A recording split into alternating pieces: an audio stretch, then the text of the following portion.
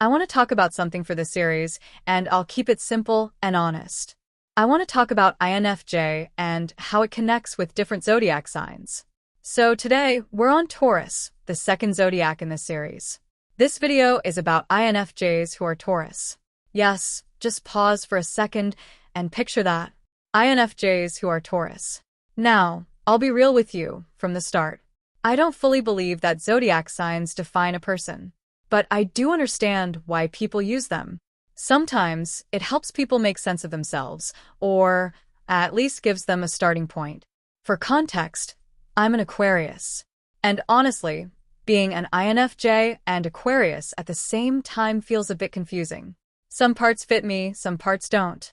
So, I'm not here to say this is 100% true. I'm here to explore it with you. And like I always say, personality type doesn't decide if someone is good or bad. Zodiac signs don't either. People change depending on stress, emotions, hormones, environment, and who they're dealing with.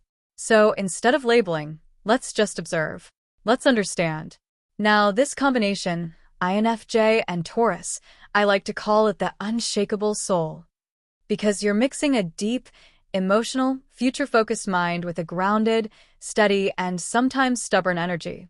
The INFJ side is the dreamer, always thinking ahead, always asking, what could this become?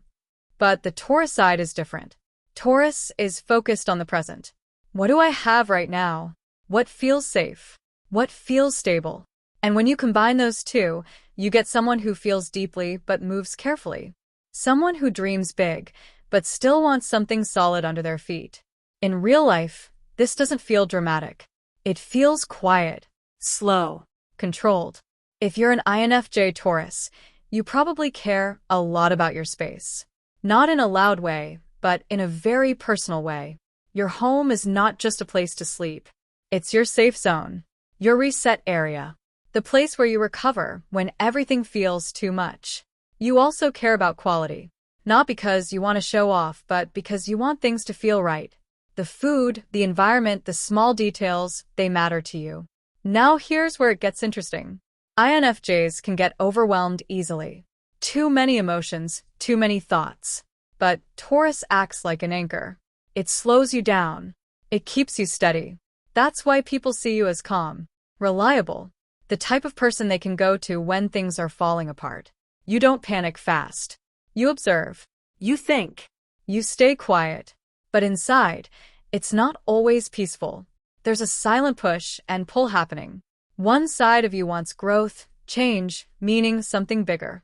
The other side says, stay here. It's safe. It's comfortable. And this is where things can get stuck. You might stay in a job too long. Or in a relationship that no longer feels right. Or even in a routine that doesn't help you anymore. Not because you don't see the problem, but because you value stability so much. You're not just stubborn. You're loyal even to things that no longer deserve your energy. When it comes to communication, you're patient. You don't rush your words. You think before you speak. You take your time to understand things, and that's actually a strength. But once you decide something, it's hard to change your mind.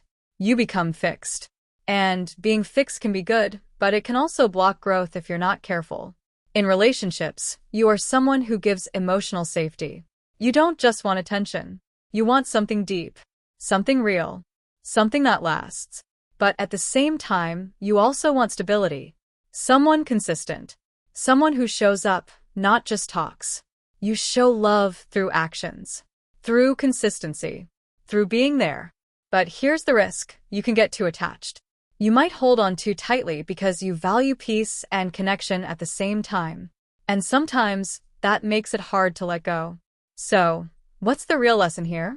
It's simple but not easy. Growth needs discomfort. Your Taurus side will always choose comfort.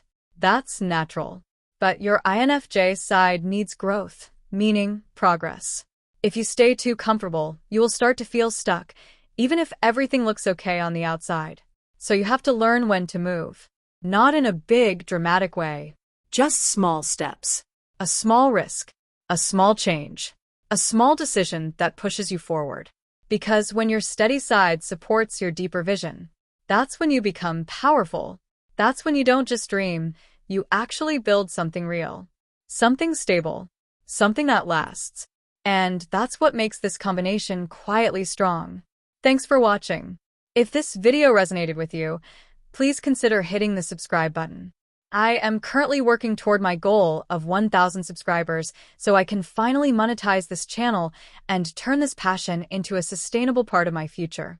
This is my unfiltered diary of solo living in the Philippines, and your support helps me keep this channel growing. If you would like to help out even more, you can check out the Buy a Treat for My Pets link in the description. My dogs definitely appreciate the love. Make sure you are subscribed so you do not miss the next update. Thank you for being such an important part of this journey. I will see you in the next one.